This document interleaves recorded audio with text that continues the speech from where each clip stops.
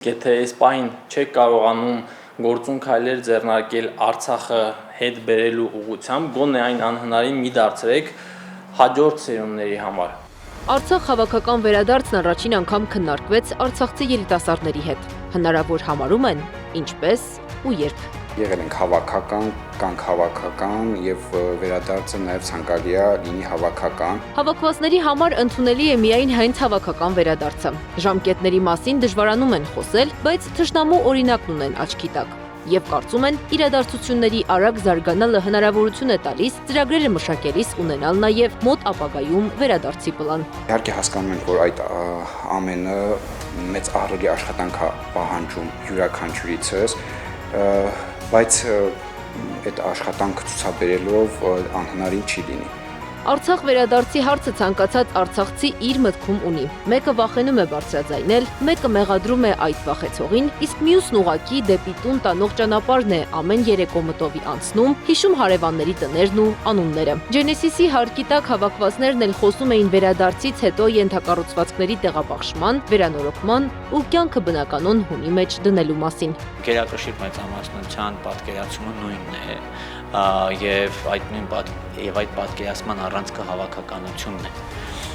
Մնացած կան մարդիկ, ովքեր էմոցիոնալ ուղի վրա իհարկե որ դեպքերում ինքս էլ հասնում եմ էմոցիոնալ պահերին այդ վիճակին, որ ցանկացած պարագայում էլ հետ գնալը դա ընդունելի է, որովհետև շատ բան կա թողած։ Հավաքական վերադարձ ասվածը բավական փափուկ սահմանում է, կարծում է Ավանեսյանը։ Միևնույն ժամանակ դա համարում ընդունելի հետպատերազմական Հայաստանի համար։ Հայաստանի, ոչ թե գործող իշխանության։ Գուրգեն Բաղդասարյանն իր հասարակական կազմակերպության շնորհիվ հաճախ է շփումներ ունենում երեխաների հետ եւ նկատել է նրանց նկարներում Արցախն ու Արցախի նկատմամբ կարոտն անպակաս է։ Մեկն իրենց տունն է արագ վրցնում, մյուսը մենք ենք մեր սարերը։ Հանուն հայ մնալու արցախցիները դուրս եկան։ Հիմա հանուն հայկական Արցախի պետք է հավաքական վերադառնան։ Անհնար էր ինտեգրվել մի ժողովրդի ազգի հետ, ում հետ դու տասնամյակներ շարունակ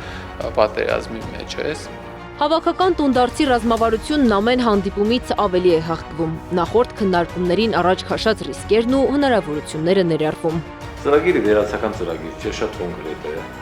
Հաշվի առնված աշխարհակահաղական իրավիճակը, հաշվի առնված Հայաստանի Հանրապետության ներքին դրությունը, հաշվի առնված տարածաշրջանի իրավիճակը, քաղաքական եւ ըստ դրա կազմված ծրագիրը։ Ջենեսիս Արմենիայի 15-րդ քննարկմանը Սարգսյանը հիշեցրեց, ծրագիրը բաղկացած է երկու մասից՝ Արցախ հավաքական վերադարձի հնարավորությունները միջազգային հարաբերություններում եւ ներհայաստանյան իրականությունում։ Մասնակիցներից Սասուն Դավթյանը մտահոգված է Հայաստանի գործող իշխանության քաղաքականությունից, ասում է՝ իրենց պատճառով առանց Արցախի ենք, հիմա գոնե չայրեն դեպի Արցախ տանող քաղաքական կամուրջները։ Ցավոք սրտի հայ հասարակության մի հատված կիսում այդ օրակարգը, որ Արցախի հարցը բարձրաձայնողները մեր գլխին աղետ են փորձում բերել Ադրբեջանի եւ Թուրքիայի հետ պատերազմ հրահրելով եւ կուզենամ նաեւ այդ հանրությանը կոչ անել եւ ասել, որ ոչ ոք խաղաղության գինը այդքան լավ չի պատկերացնում, ինչքան մի ամբողջ ժողովուրդ, ովքեր իրենց ամբողջ կյանքը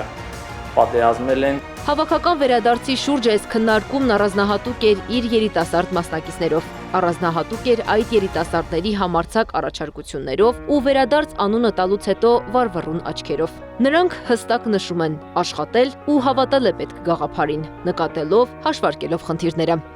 Անի Աբաղյան, Էդիկ Մալաքյան, Գեղամ Ղազարյան, ABC Media։